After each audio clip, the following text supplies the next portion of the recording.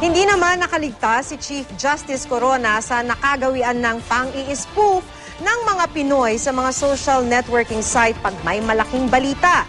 Mabilis kumalat ang ilang memes o spoof na biglang pag-alis sa witness stand ni Corona. Samantala, ayon sa defense, sakaling magdesisyon na raw ang impeachment court, may isa pa silang natitirang alas. Ang inihain nilang petisyon sa Korte Suprema para ipawalang bisa ang impeachment. Live mula sa Quezon City, may report si Joseph Moro. Joseph?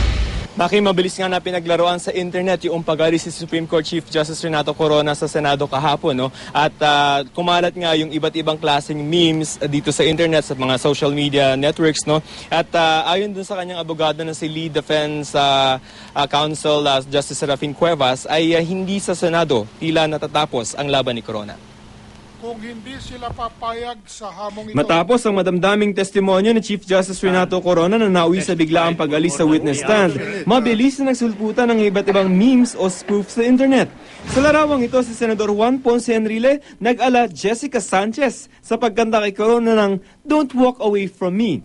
Mayroon nakaupo sa rocket chair na handang-handa ng sumibat ang kanya raw pagkaka-hospital version 2.0 ng Ay Takas. Inihilin tulad din ng kanyang pagkaka-wheelchair sa eksena noon sa NAIA ni dating Pangulong Gloria Macapagal Arroyo. At tulad ni Arroyo noon, pinotoshop ang larawan ni Corona na nakasuot ng neck brace. Ginawa mang katatawanan ng ilan si Lead Defense Counsel Justice Serafin Cuevas, wala raw kaalam-alam sa biglaang pag-alis ni Corona sa impeachment court. Kinumpirma niyang nasabon siya ng mga senador sa loob ng Senate Executive Lounge kahapon. Binira ako ng binire. Nasisiyahan kami doon sa presentation ginawa ni Chief. Ang tingin namin nakabawi. In fact, I was being congratulated by practically all of them. Miski dito sinasa lahat ng mga senators. Maganda yung depensa nyo. Bakit naman namin iisipin pang mag-walk out? Hindi maganda. The tide is being with us. Bakit noon kami mag-walk out? Pangalawa, even assuming that there is a plan to do so, I would not affix my imprimatur to that kind of a setup because I know it is unbecoming. Bakit pa ganun? Kung ayaw ko, di mag-resign na lang ako. Hanggang Biyernes hihintayin ng Senado si Corona. Sabi ni Cuevas, kung hindi pa raw bumuti ang kalagayan ni Corona, ay balak niyang humingi ng konti pang panahon. At sakali man daw magbotohan na mga senador, sabi ni Cuevas, may alas pa rin daw si Corona. Ito yung petition for certiorari na ifinal nila sa Korte Suprema bago pa magsimula ang impeachment trial sa Senado. Layo nitong ipawalang bisa ang pagdinig sa Senado dahil saan nila'y hindi pagsunod sa proseso ng impeachment ng prosekusyon at epektibong complaint laban kay Corona. Meaning, sir, that the Supreme Court can nullify whatever decision the Senate may have? If it is the product of grave abuse of discretion. If there are elements that came in clearly showing grave abuse of discretion, ano pa ang Supreme Court? Pero, sir, di ba it is not an ordinary appeal. So the answer is yes, sir, can nullify. Sabi ni Senator Franklin Drilon, opinion lamang daw ito ni Cuevas. He can take that position. I do not agree with him, but that is his privilege to state his position. Ang prosekusyon naman, naniniwalang imposible itong mangyari dahil naniniwala silang nasa Senado ang kapangyarihan para magpa-impeach ng isang impeachable officer tulad ng isang Chief Justice at hindi ito pwedeng pangibabawan ng Korte Suprema.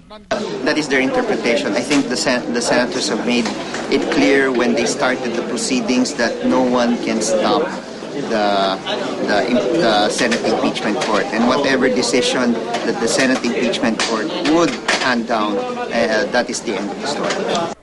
Makisabi ni Justice Cuevas, kung hindi kaya nitong si Chief Justice Corona na makadalo sa Senate Impeachment Court sa Friday, ay ipapasakamay na nila, papayagan na nila yung plano ng Senate na mag-proceed sa oral arguments on Monday.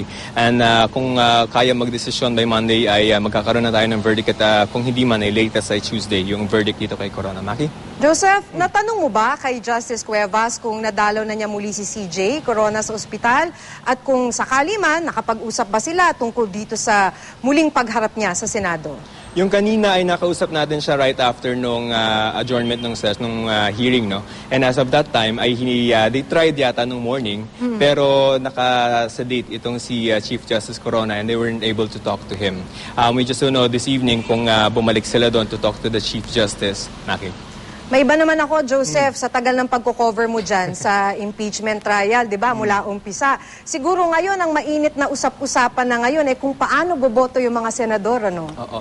Ganito, kanina naman ay sinabi na ni SP Enrile kung paano yung magiging paraan, no? At kung ano yung boto nila? Yun, makikita naman natin in public kung ano yung magiging boto nila. Kasi tatawagin sila isa-isa at tatanungin ko na yung boto nila. Ngayon, may option yung mga senators to explain or not to explain. Kung gusto nilang i-explain yung kanilang boto, ay bibigyan sila ng 2 minuto para sabihin kung bakit ganun yung kanilang naging boto na. Maraming salamat, Joseph Morong.